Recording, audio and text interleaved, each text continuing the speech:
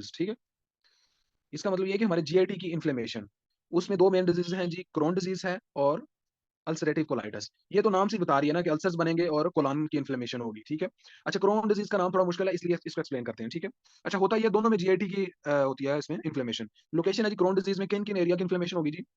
Any portion of GI tract, usually terminal ileum, ileum का आखिरी हिस्सा एंड कोलन, ठीक है। अच्छा, इसमें स्किप लीजन्स बनते हैं, रेक्टल स्पेयरिंग है। रेक्टल स्पेयरिंग का मतलब ये है कि ये रेक्टम तक नहीं जाता, रेक्टम को स्पेयर रखता है, मींस रेक्टम को डैमेज नहीं करता। अच्छा, स्किप लीजन का मतलब ये है कि इसमें एक होते हैं कंटिन्यूअस लीजन्स, ठीक है। अच्छा, एक होते हैं स्किप लीजन्स, मींस के कुछ एरिया स्किप है फिर लीजन है, इसलिए इसको कहते हैं स्किप लीजन्स, ठीक है। अच्छा, इसकी अल्सरेटिव कोलाइटिस की कोलाइटिस का मतलब है जी colon inflammation. Continuous colonic lesion, इसमें कंटीन्यूअस लीजन है, इसमें स्किप लीजन है, ऑलवेज विद रेक्टल इन्वॉल्वमेंट। अच्छा, इसमें रेक्टल इन्वॉल्वमेंट भी हो जाती है, ठीक है, इसमें रेक्टल स्पेयरिंग थी, ओके। अच्छा, नेक्स्ट है इसकी ग्रास मॉर्फोलॉजी, ट्रांसम्यूरल इन्फ्लेमेशन। अच्छा, इसमें जो है ना, जो हमने जीआईटी की लेयर्स पढ़ते हैं, मिकोजा, सब मिकोजा, मस्कुलरिस और सिरोजा, ये कह रहा है कि ट्रांसम्यूरल मींस के मसल्स तक इन्फ्लेमेशन चली जाती है। अच्छा, इसकी कॉम्प्लिकेशंस क्या क्या हैं जी? फिस्टुलाज, ठीक है, इसकी वजह से फिस्टुलाज भी बन जाते हैं। सो फिस्टुला की डेफिनेशन हमने पढ़ी थी, अब नॉर्मल पाथवे, अब नॉर्मल पैसेज। अच्छा, और इसमें क्या होता है मॉर्फोलॉजी में? नजर, ग्रास मॉर्फोलॉजी का मतलब ये कि हमें आम आंख से देखने में किस तरह नजर आता है, ठीक है। मॉर्फोलॉजी शेप, ग्रास का मतलब है कि विद नेकेड आई। अच्छा, कोबल स्टोन मिकोजा। अब ये कोबल स्टोन क्या होते हैं? वो देखे हुए हैं ना, वो पहाड़ी इलाकों में वो गोल गोल से पत्थर होते हैं, उनको कहते हैं कोबल स्टोन। इसको कहते हैं जी, ये इस तरह के पत्थर नहीं होते गोल गोल से पहाड़ी इलाकों में, इनको कहते हैं कोबल स्टोन। अच्छा, इसी तरह की अपीयरेंस हमारी इंटेस्टाइन की हो जाएगी, ऐसे जैसे यहाँ पे पत्थर पड़े हुए हैं, वो किस तरह की होगी जी? जो है अपीयरेंस, ये देखें, ये ऐसे नहीं लग रहा कि इंटेस्टाइन में ये पत्थर लगे हुए हैं। इसको क्या कहेंगे जी? Cobble stone appearance. ये किस डिजीज में होगी जी? Crohn's disease. Chronic Crohn's disease. Disease, ठीक है जी। अच्छा, नेक्स्ट हमारे पास है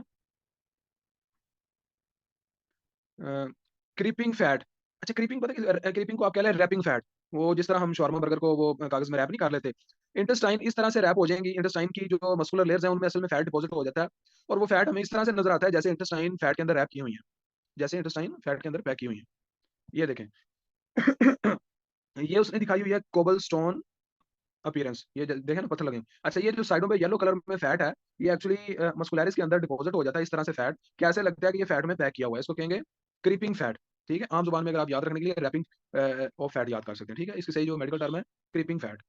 अच्छा जी, हमारे पास नेक्स्ट जो है बाउल, वो उन्होंने ज्वाइन किया कि नहीं अपना? उनका कोई एग्जाम वगैरह तो नहीं है मुदस्सर और अब्दुल्ला और वो, चलो खैर कर लेंगे ज्वाइन। अच्छा जी, वाल थिकनिंग। अच्छा, इस बाउल वाल थिकनिंग, क्रोन डिजीज में जो है ना इंटेस्टाइन की वाल थिक हो जाती है। अच्छा, नैरोइंग अगर हो जाए तो स्ट्रिंग साइन आता है, थिकनिंग की वजह से स्टेनोसिस और नैरोइंग हो जाती है।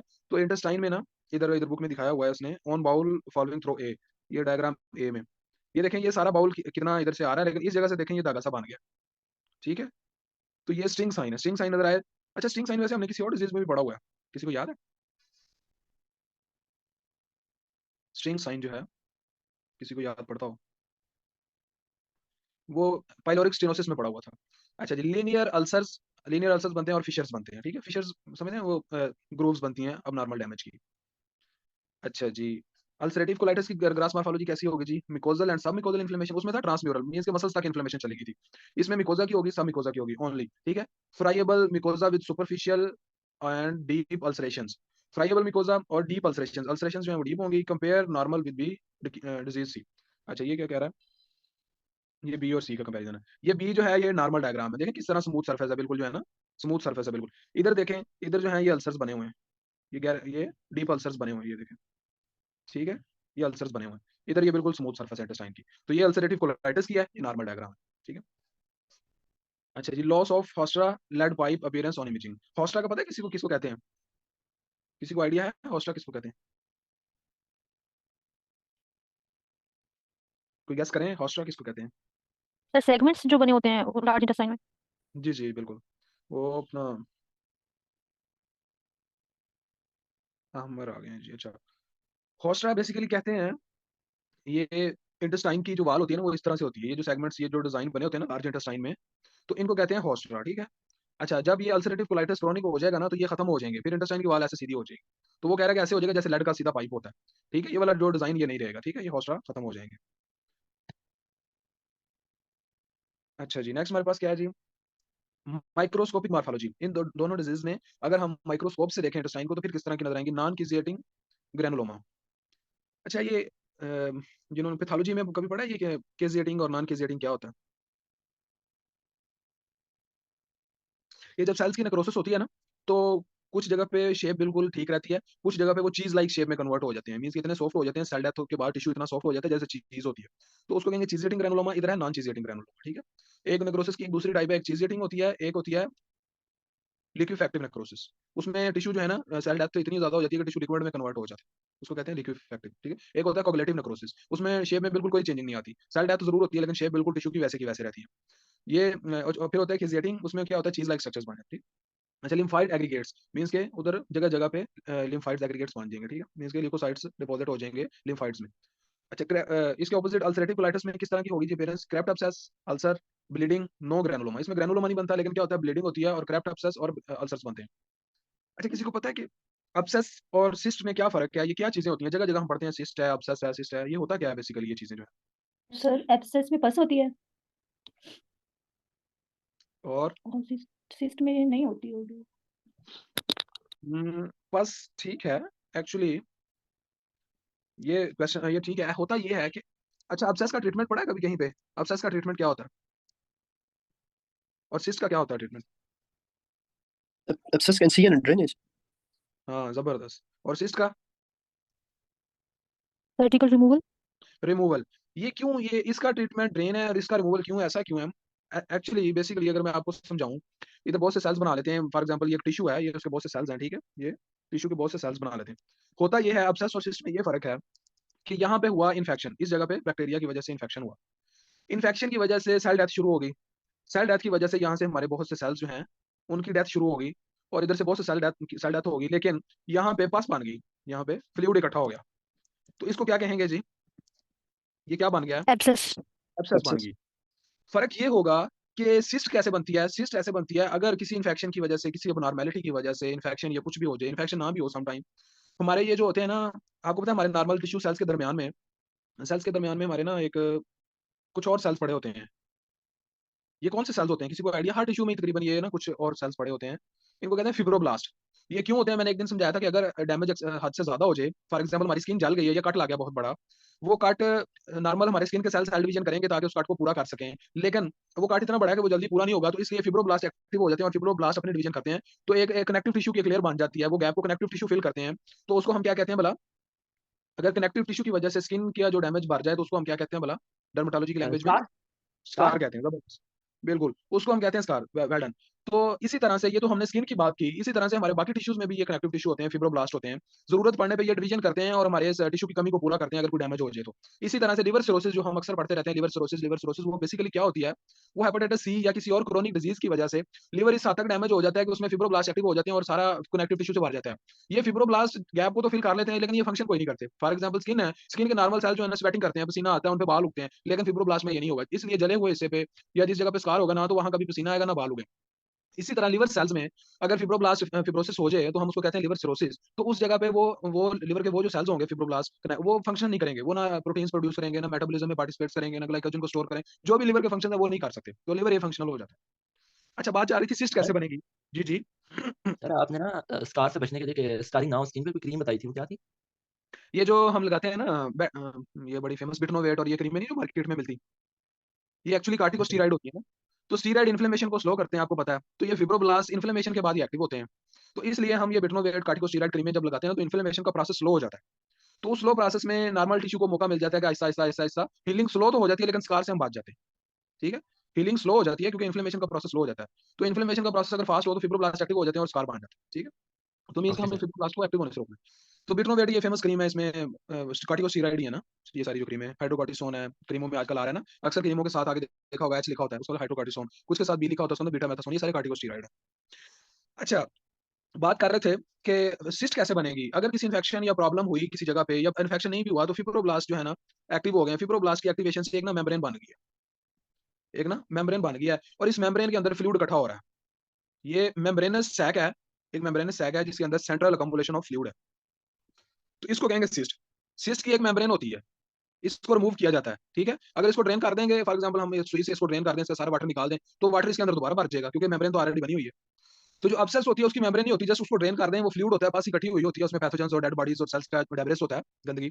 अगर उसको निकाल दें तो हो सकता है वो दोबारा ना हो, साथ एंटीबायोटिक वगैरह दे देते हैं। सिस्ट को निकालना पड़ता है, ठीक है? तो ये अब्सेस और सिस्ट में बेसिक फर्क होता सर है। जी, जी। सर ये मेम्ब्रेन के अंदर होता पस वाली मटेरियल है? पस भी हो सकती है और सिंपल फ्लूइड भी इकट्ठा हो सकता है। Okay sir. अब्सेस में ब्लूटली पास होती है क्योंकि वो इन्फेक्शन के बाद ही बनती है, ठीक है? अच्छा वो एक वो सीरियल है ना नेटफ्लिक्स पे, गुड डॉक्टर, वो शायद आप लोगों ने देखी हो किसी ने। वो उसमें वो डॉक्टर शॉन मर्फी का वो एक कैरेक्टर है ना, गुड डॉक्टर। अच्छा उस सीरीज में ना ब्रेन अब्सेस रिमूव करते हैं एक जगह पे ना, तो वो अब्सेस इस तरह चमकती हुई ना, वो बाल्स की तरह होती है, वो निकाल देते हैं। तो वो मेरा ख्याल है कि वो मिस्टेक है, अब्सेस की बाल नहीं होती, वो ड्रेन होती है। उसमें ब्रेन अब्सेस को ना सर्जरी करके वो चमकती बाल सी रखी होती है ब्रेन में, उनको निकालते हैं, वो शो करते हैं। ज़ाहिर है खैर वो ड्रामा है, उसमें कुछ चीज़ें सारी रियल भी नहीं होती। अच्छा तो बात हमारी चल रही थी, बात कहाँ से क्रिप्ट अब्सेस से शुरू हुई थी जी, ठीक है? अच्छा नेक्स्ट क्या है जी, कॉम्प्लिकेशंस हैं अल्सरेटिव क्रोन डिजीज में, क्या कॉम्प्लिकेशंस आएंगे जी? माल अब्जॉर्प्शन हो गई, माल न्यूट्रिशन हो गई, कोलोरेक्टल कैंसर का चांस बढ़ जाएगा, रिस्क ऑफ पैनकोलाइटिस, ठीक है? अच्छा जी, और क्या जी, फिस्टुला बन सकता है। अच्छा इस enterovesical fistula which can cause recurrent UTI and pneumaturia. Pneumaturia क्या होता है जी? न्यूमाचूरिया टर्म का क्या मतलब हुआ जी? Air release during urination. हाँ ऐसे ही है, एयर इन यूरिन, ठीक है? अच्छा ये ना फॉर एग्जांपल हमारा कोलान है, इंटेस्टाइन का जो लार्ज इंटेस्टाइन का जो पार्ट है कोलान, यहाँ पे हमारा पड़ा हुआ है ब्लैडर, ठीक है? ब्लैडर है, यूरेथ्रा है। तो इधर इधर होगी इन्फ्लेमेशन, और इन्फ्लेमेशन आप क्रोन डिजीज में आपको पता है कि मस्कुलरिस तक चली जाती है, और यहाँ से इजीली अगर पाथवे बन जाए किस तरफ, स्टोमिक की तरफ, अगर फिस्टुला बन जाए, फिस्टुला का मतलब ये अब नॉर्मल पैसेज है, तो इधर से गैस स्टोम जाएगी ब्लैडर में, और यूरिन में गैस आएगी, उसको कहेंगे हेमाटूरिया, और इसको रिकरेंट यूटीआई होगा। रिकरेंट यूटीआई का मतलब है कि बार-बार इसको यूरिनरी ट्रैक्ट इन्फेक्शन होंगे, क्यों? जैसा कि मैंने कल भी बताया था कि ई कोलाई जो होते हैं वो हमारी इंटेस्टाइन के लिए नॉर्मल फ्लोरा है, और फीसेस में तो और भी बहुत से बैक्टीरिया होंगे ना स्टूल में, तो वो जब ब्लैडर में जाएँगे तो ब्लैडर में वो इन्फेक्शन कॉज़ करेंगे। कुछ ऐसे बैक्टीरिया जो जीआईटी में इन्फेक्शन नहीं कर सकते लेकिन ब्लैडर में वो करेंगे, इवन यूरेथ्रा में करेंगे, तो इसलिए होगा क्या? रिकरेंट यूटीआई होगा। किसको? क्रोन डिजीज़ के पेशेंट को। जब क्रोन डिजीज़ के पेशेंट को रिकरेंट यूटीआई हो तो हम हमें समझ जाना चाहिए कि इसमें एंट्रोवेसिकल फिस्टुला बन गया। वेसिकल लैटिन में ब्लैडर को कहते हैं वेसिकल, एंट्रो कहते हैं इंटेस्टाइन को लैटिन में, ठीक है? तो एंट्रोवेसिकल फिस्टुला बन गया इसमें।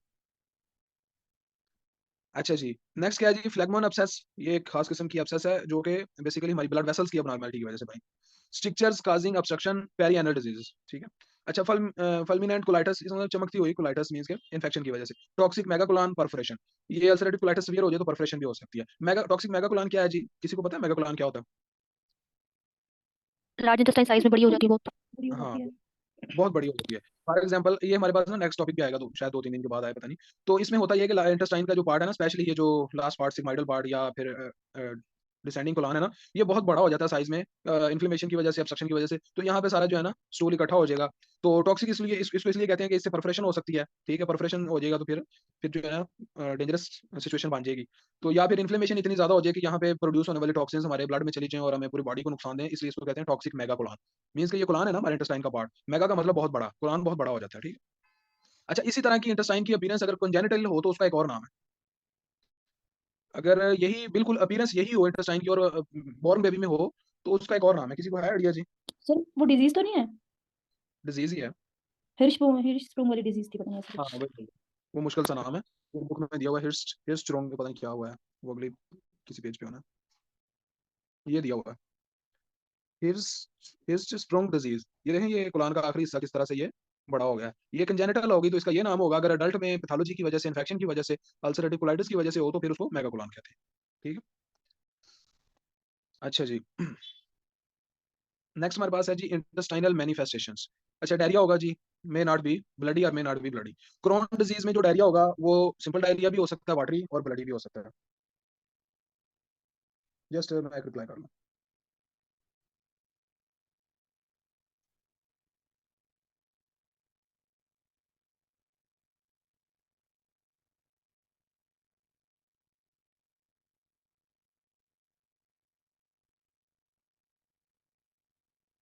अच्छा जी, तो बात कर रहे थे, लेकिन ये जो अल्सरेटिव कोलाइटिस है इसमें हमेशा ब्लडी डायरिया होगा और पेनफुल होगा, ठीक है?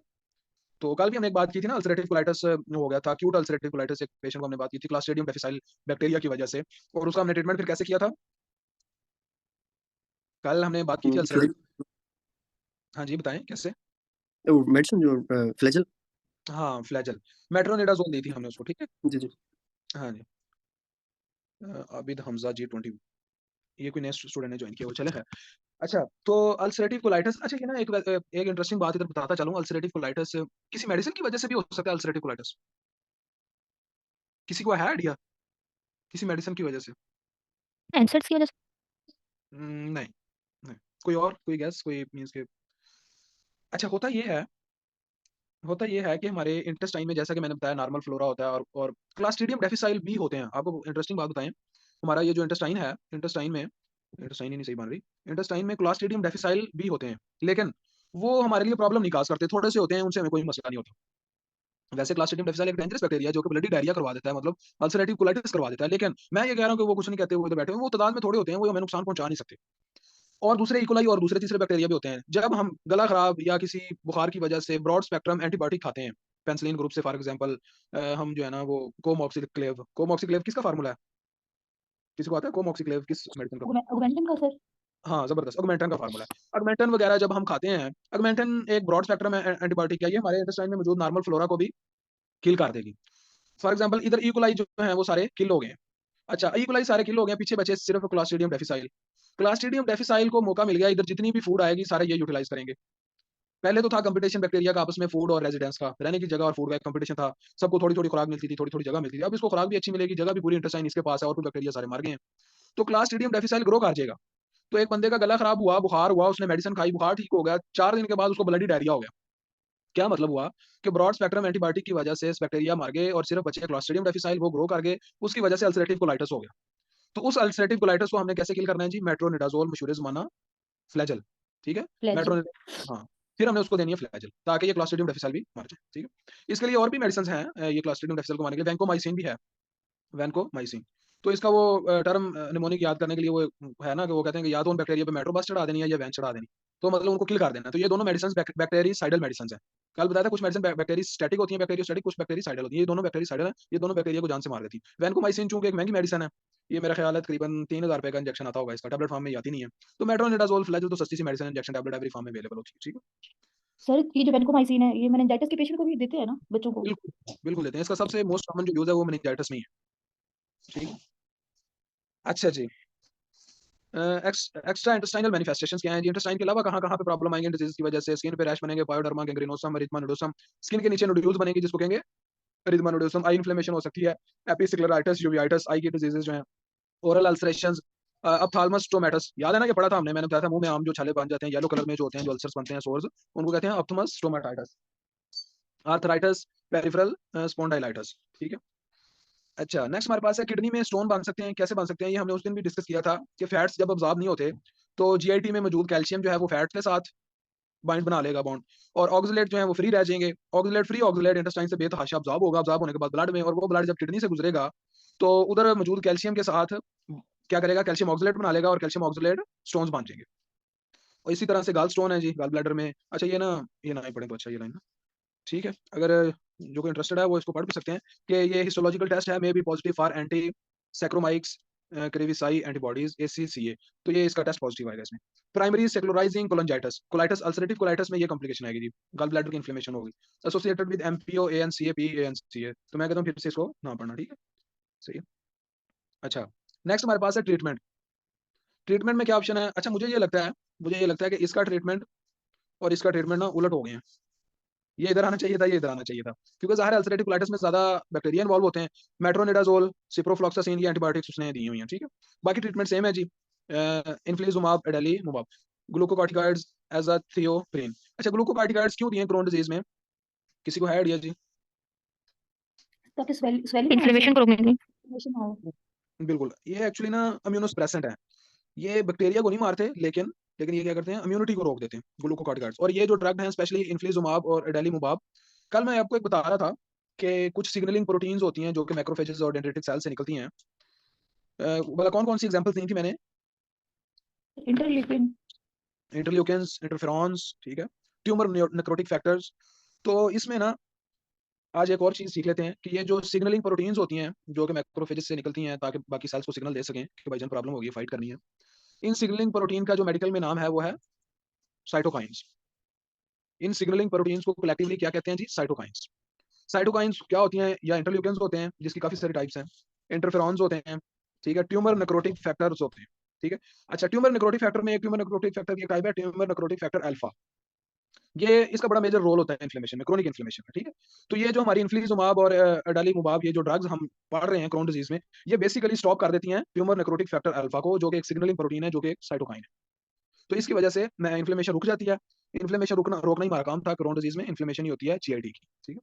अच्छा, अल्सरेटिव कोलाइटिस में जो ड्रग्स हैं 5 अमीनो सैलिसाइक्लिक एसिड, उसकी एग्जांपल है मिसालामाइन 6 मरकैप्टोप्रियोन इन्फ्लिजुमाब, या फिर इसका ट्रीटमेंट एक और दिया हुआ है कोलेक्टोमी, मतलब रिमूवल ऑफ कोलान। अगर ये हमसे ना समझे, कोलान को क्यों रिमूव करते हैं यार, पागल तो नहीं है हम?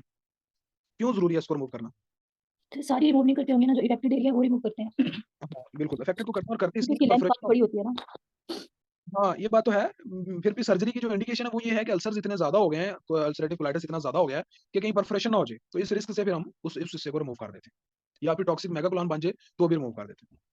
अच्छा, ये जो ड्रग्स है ना, ये ड्रग्स भाई वो है अपना एंटी इन्फ्लेमेटरी, ठीक है, ट्यूमर नेक्रोटिक फैक्टर अल्फा को रोकेंगी, और इन ड्रग्स को कहते हैं इम्यूनोसप्रेसेंट। ऐसी ड्रग्स जो, ये जो हम एनसेड्स पढ़ते हैं ना, एंटी इन्फ्लेमेटरी ड्रग्स, ये बेसिकली इन्फ्लेमेशन के किसी स्टेप्स को रोकती हैं, ठीक है। लेकिन ये जो ड्रग्स हैं ना, ये बेसिकली साइटोकाइंस को रोकती हैं, हमारी इम्यूनिटी को वीक भी करती हैं, इसलिए इसको कहते हैं इम्यूनोसप्रेसेंट्स, ठीक है। अच्छा, ये जो है ना 5 अमीनो सैलिसाइक्लिक एसिड, अच्छा, फीमेल में से किसी ने इसका यूज पढ़ा हुआ है? किसी को याद हो कि ये कहाँ पे यूज होती है, किसी क्रीम वगैरह में? एक्नी सर ये वल्गारिस के लिए? ब्राइटनिंग नहीं, ब्राइटनिंग नहीं है, एक्नी के लिए यूज होती है, सही है, एक्नी वल्गारिस में यूज होती है सैलिसाइक्लिक एसिड। अच्छा जी, डिजीज एक्टिविटी है जी, fecal calprotectin use monitor activity distinguish from non inflammatory disease irritable bowel syndrome. तो ये एक टेस्ट है इसका, जो कि हम करते हैं डिस्टिंग्विश करने के लिए इसको, कि कोलाइटिस है या फिर इरिटेबल बाउल सिंड्रोम है। इरिटेबल बाउल सिंड्रोम की ना आगे डिटेल आ रही है, ठीक है, इसलिए परेशान नहीं होना। अच्छा, नेक्स्ट हमारे पास ये हमने कल पढ़ लिया था माइक्रोस्कोपिक कोलाइटिस, ठीक है। इसमें बिल्कुल सिम्टम सारी जो आ रही हैं वो कोलाइटिस वाली होती हैं, लेकिन ग्रास फिजियोलॉजी पे आम आंख से इंटेस्टाइन को अगर देखें एंडोस्कोपी करके, तो बिल्कुल नॉर्मल नजर आता है, लेकिन जब माइक्रोस्कोप से देखते हैं तो फिर चेंजेस नजर आती हैं, ठीक है। तो फिर